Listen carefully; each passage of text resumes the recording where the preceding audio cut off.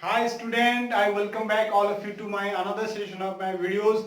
और जैसे कि आप लोगों के पता है कि ये जो लॉकडाउन के पीरियड चल रहा है, इस पीरियड में मैं आपके लिए क्लास 9, क्लास 10th, 11th और 12th ये जो सब्जेक्ट है केमिस्ट्री, इसके वेरियस टॉपिक आपके लिए लेके आ रहा हूँ, ताकि आपकी जो ये लॉकडाउन है, आपकी जो ये लॉकडाउन की वजह से अप्रैल महीने का पढ़ाई हैम्पर हुआ है, वो थोड़ा रिकवर हो जाए।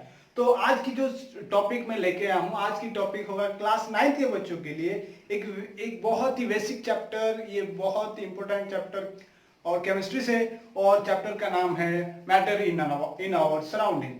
सो बच्चों, जैसे कि before we are going to discuss about the various chapters of chemistry, now you must know what is chemistry. Class 9 के बच्चे, अभी अभी आपका जो लेवल है वो बढ़ता जाएगा, थोड़ा डिटेल आप चीजों के बारे में डिस्कस करोगे। तो इसी बीच में आपको बता दूं व्हाट इज केमिस्ट्री होता क्या है। और बच्चों ध्यान देना, केमिस्ट्री के साथ मिस्ट्री ऑलरेडी रिलेटेड है। तो केमिस्ट्री में क्या होगा कि बहुत सारी चीजें आपको दिखाई नहीं देगा, आप डायरेक्टली नहीं देख सकते, फिर भी आपको वो चीजें पढ़ना पड़ता है। और ये जो केमिस्ट्री है, ये केमिस्ट्री एक ब्रांच ऑफ साइंस है। Chemistry is a branch of science which deals with study of matter and physical and chemical properties of its constituent। तो केमिस्ट्री में हम बेसिकली मैटर के बारे में पढ़ने वाले हैं, और जो मैटर की जो कंस्टिट्यूएंट्स है, उनका फिजिकल और केमिकल प्रॉपर्टीज क्या है, इसके बारे में डिस्कस करने वाले हैं। तो ये जो पहला चैप्टर बताता है मैटर इन आवर सराउंडिंग, तो ये डायरेक्टली केमिस्ट्री का डेफिनेशन से जुड़ा है और ये बहुत ही इंपॉर्टेंट है। तो आज का चैप्टर ये तो चैप्टर थोड़ा लंबा है। इस चैप्टर से हम दो ही टॉपिक आज डिस्कस करने वाले हैं। एक तो है कि मैटर होता क्या है, व्हाट इज मैटर, और दूसरा है nature of matter. Nature of matter, matter का नेचर के बारे में पढ़ने वाले हैं। तो आज की जो क्लास होगा, इस क्लास में हम लोग matter and nature of matter के बारे में डिस्कस करेंगे। So matter is nothing but it is any substance or anything that has a definite mass and occupies some space। आप अपने चारों तरफ देख लो, और ये चारों तरफ जो भी सब्सटेंस आप देख रहे हो, जो भी चीज आप देख रहे हो, ये सारे चीज मैटर के अंडर आते हैं। कैसे? इसका डेफिनेशन में दो चीजें वेरी वेरी इंपॉर्टेंट है। एक तो है डेफिनेट मास होना चाहिए, और ये कुछ स्पेस ऑक्युपाई करना चाहिए।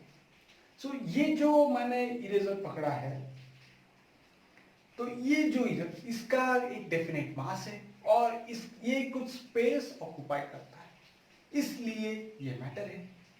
सिमिलरली, ये जो व्हाइट बोर्ड है, या फिर ये वॉल है, ये टी शर्ट है, या फिर मैं, या फिर पत्थर, या फिर फूल, पेड़ पौधे, वाटर, शुगर, ये हर चीज मैटर होते हैं। क्यों? उनका कोई डेफिनेट मास होता है, और ये कुछ ना कुछ स्पेस तो ऑक्युपाई करते हैं। आप देखो, एक ग्लास ऑफ वाटर ले जाओ, और उस ग्लास ऑफ वाटर में जैसे ही आप दो बड़े बड़े स्टोन ऐड करने लगोगे, तो वहां से मैटर एग्जिट हो जाएगा, मतलब वाटर वहां से निकल जाएगा। मतलब वाटर जब तक ग्लास में है, स्टोन ग्लास में अंडर नहीं कर सकता। यानी कि अगर स्टोन जितना स्पेस ऑक्युपाई करता है, उतना स्पेस का वाटर वहां से निकल जाना चाहिए। तो हर मैटर क्या करता है, स्पेस ऑक्युपाई करता है, ये ध्यान दो। तो मैटर में क्या डिफरेंस है, मैटर और एनर्जी में क्या डिफरेंस है? तो ये जो पूरा दुनिया है, ये दो चीजों से बना है। एक तो है मैटर, दूसरा हो गया आपका एनर्जी। दूसरा हो गया आपका एनर्जी। ये जो पूरा दुनिया है, दो चीजों को लेकर बना है, एक है मैटर, दूसरा है एनर्जी। तो मैटर का डेफिनेट मास होता है, और ये स्पेस ऑक्युपाई करता है। At the same time energy का ना तो मास होता है, और ना ये स्पेस ऑक्युपाई करता है, लेकिन ये लिविंग ऑर्गेनिज्म और ये पूरा यूनिवर्स चलने के लिए एनर्जी बहुत ही ज्यादा इंपॉर्टेंट है। तो वो अलग चीज है। तो हम अभी डिस्कस कर रहे हैं कि मैटर क्या है। मैटर आपको समझ में आ गया होगा कि matter is anything that has a definite mass and occupy some space, जिसका भी कुछ ना कुछ वजन हो, अगर वो मास ऑक्युपाई कर रहा हो तो उसको हम कह सकते हैं वो मैटर है। आप मुझे पूछोगे सर क्या ये पेन मैटर है? हाँ ये पेन मैटर है, क्योंकि इसकी कुछ मास है और स्पेस ऑक्युपाई करता है। क्या सर बुक मैटर है? हाँ बुक मैटर है। क्या एयर मैटर है? हाँ एयर मैटर है, क्योंकि जैसे ही आपके बैलून के अंदर ज्यादा से ज्यादा एयर भरते जाते हो उसका साइज बढ़ते जाता है, तो मतलब वो स्पेस उतना ज्यादा ऑक्युपाई करेगा जितना ज्यादा गैस हम ले। और गैस का वेट, सॉरी गैस का जो मास होता है वो भी वो होता है, ऐसा नहीं कि गैस का मास नहीं होता है। तो गैस भी क्या होता है? मैटर होता है। तो आप अपने चारों तरफ एक बार घूम लो और जो भी आप देख रहे हो वो सब आता है अंडर मैटर की कैटेगरी में। मैटर के लिए बस दो कंडीशन सेटिस्फाई होना चाहिए, एक तो उसका कोई डेफिनेट मास होना चाहिए और दूसरा है उसको वो कुछ स्पेस ऑक्युपाई करना चाहिए। तो आप एक सराउंडिंग एक बार घूम लो और देखो हर चीज, आप you are surrounded with matter and you are also matter.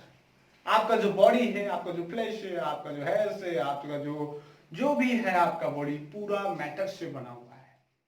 So now आप लोग तो समझ गए कि matter is made up of particle, particle से बना हुआ है क्या? Matter. Now what is the nature of matter? Matter का नेचर क्या होता है? इसके नेचर ऑफ द मैटर के मीनिंग ये है कि जो पार्टिकल्स है मैटर में, उनका बिहेवियर, उनका जो अरेंजमेंट है, उनका जो प्रॉपर्टीज है वो किस प्रकार के हैं, इसी को ही हम पढ़ेंगे under nature of the matter. तो पहला तो चीज आपको पता है कि matter is made up of particles. Now particles of matter है, क्या ये जो पार्टिकल्स ऑफ मैटर में स्पेस है या फिर ये क्लोजली पैक्ड है? सो ये आप देखो, मान लो कि ये जो एक आयरन रॉड है, तो ये जो आयरन रॉड है ये एक मैटर है, तो ये भी पार्टिकल्स को लेकर बना है। सो इसको हम आयरन पार्टिकल्स नाम देते हैं। तो ये जो आयरन पार्टिकल है, क्या ये आयरन पार्टिकल में स्पेस है? तो आप बोलोगे नहीं सर कोई स्पेस नहीं है, क्योंकि कोई स्पेस आपको दिखाई नहीं दे रहा। आयरन के पार्टिकल में, आयरन की जो रॉड है उसमें क्या आपको कोई स्पेस विजिबल है?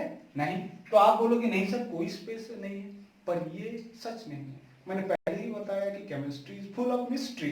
सो ये जो मिस्ट्री है, ये जो पार्टिकल है, ये क्लोजली पैक है विथ ईच अदर, और आपस में ये बिल्कुल क्लोजली पैक है। किसमें? सॉलिड में। तो लेकिन फिर भी उनमें कोई ना कोई स्मॉल अमाउंट ऑफ स्पेस रह जाता है, और ये हम आगे डिस्कस करेंगे कि किस प्रकार की मैटर में कितना ज्यादा स्पेस होता है इन बिटवीन द पार्टिकल। लेकिन ये बात ध्यान दो कि मैटर की जो पार्टिकल है उनमें एम्प्टी स्पेसेस होते हैं। इसीलिए जब आप टू सब्सटेंस को ऐड करते हो तो एक सब्सटेंस दूसरे सब्सटेंस में मिल जाता है। जैसे कि मैं आपको दिखाता हूं, ये मैं ले रहा हूं,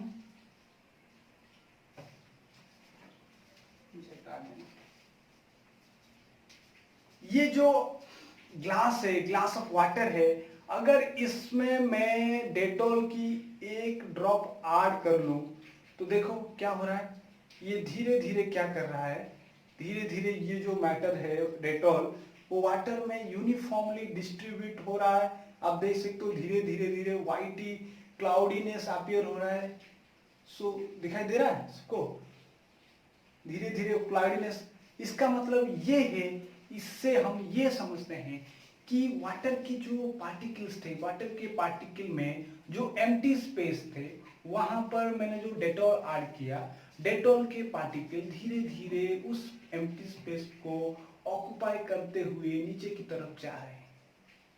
Below that, particles of matter possesses empty spaces in between them. Empty spaces particle में, मैटर की पार्टिकल्स में बीच में होते हैं। जो दूसरा प्रॉपर्टीज है और दूसरा कैरेक्टरिस्टिक्स है, दूसरा कैरेक्टरिस्टिक्स क्या कह रहा है?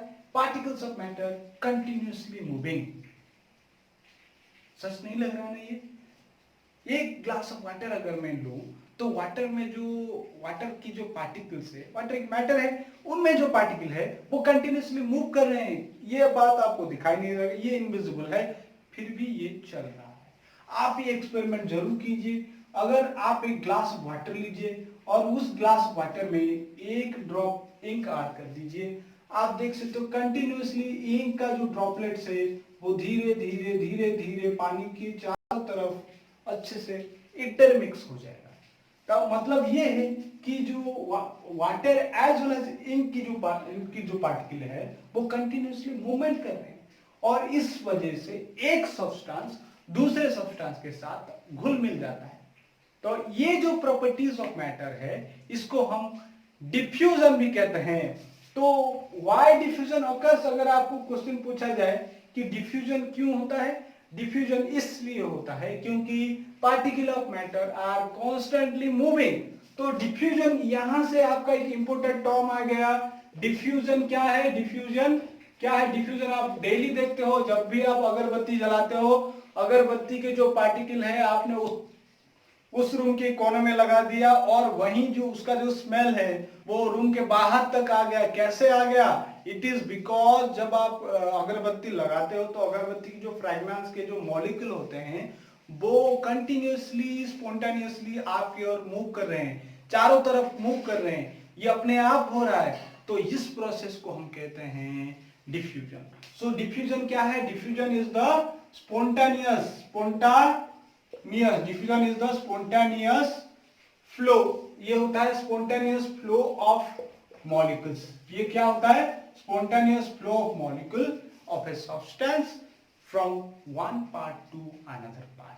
एक पार्ट से अगर दूसरी पार्ट की ओर स्पॉन्टेनियसली अपने आप मॉलिक्यूल फ्लो करे तो उसको कहते हैं हम डिफ्यूजन। और ये डिफ्यूजन के वजह से आप जो है अगरबत्ती का स्मेल एक जगह से उस दूसरी जगह आपका वो अपने आप जाता है।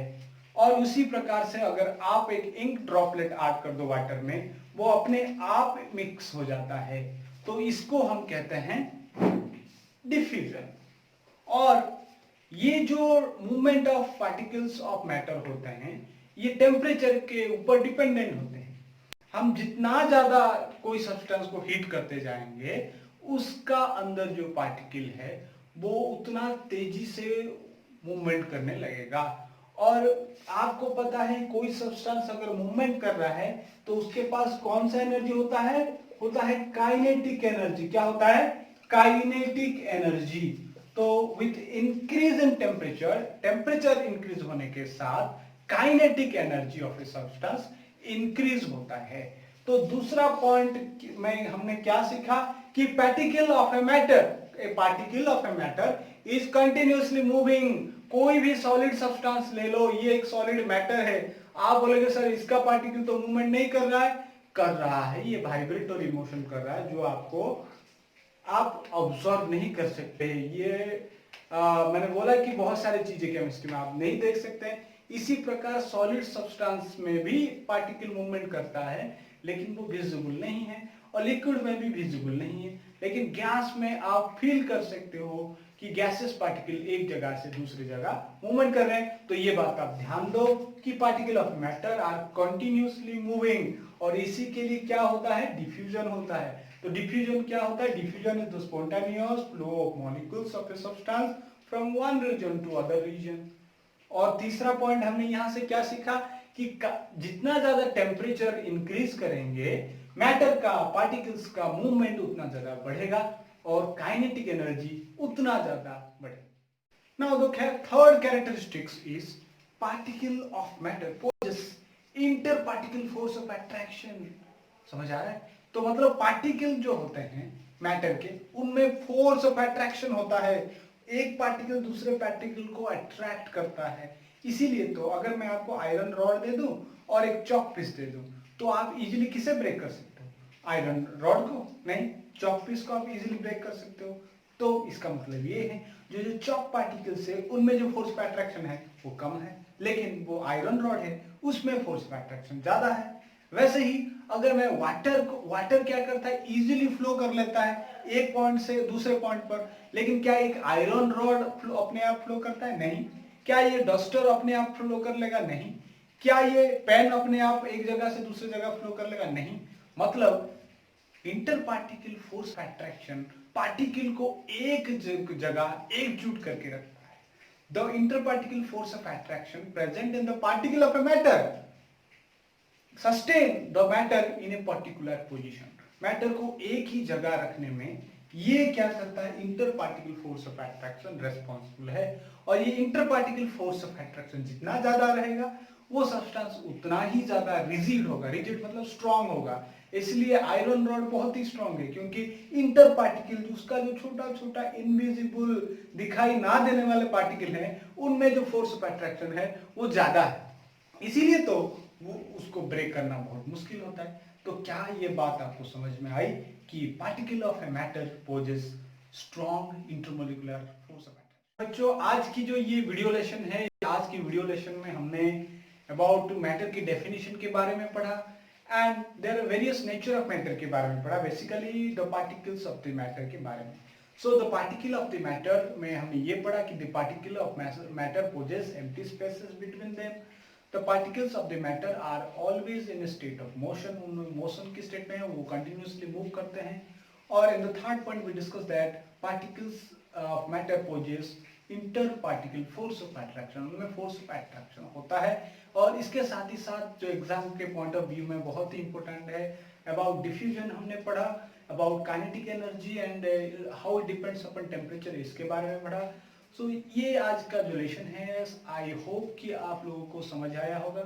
और इसी के बेसिस में मैंने कुछ क्वेश्चन आपको दे रहा हूँ कि आइडेंटिफाई द मैटर्स। मैंने यहाँ पे कुछ मैटर दिया है, ये मैटर, इनमें से मैटर कौन है आपको आइडेंटिफाई करके बताना है। और दूसरा एक क्वेश्चन है, how can you able to smell the fragrance of a perfume from few metres away, ये दूसरा क्वेश्चन है। ये आज की जो लेसन के ऑन द बेसिस ऑफ आज की जो लेसन था उसके बेसिस पे मैंने ये क्वेश्चन दिया है। आप इस क्वेश्चन का आंसर जरूर मुझे कमेंट सेक्शन में बताइए, जरूर इसको सॉल्व कीजिए। सो आप ऐसे ही देखते रहिए मेरा वीडियो। तो मिलते हैं अगले वीडियो में, तब तक टेक केयर।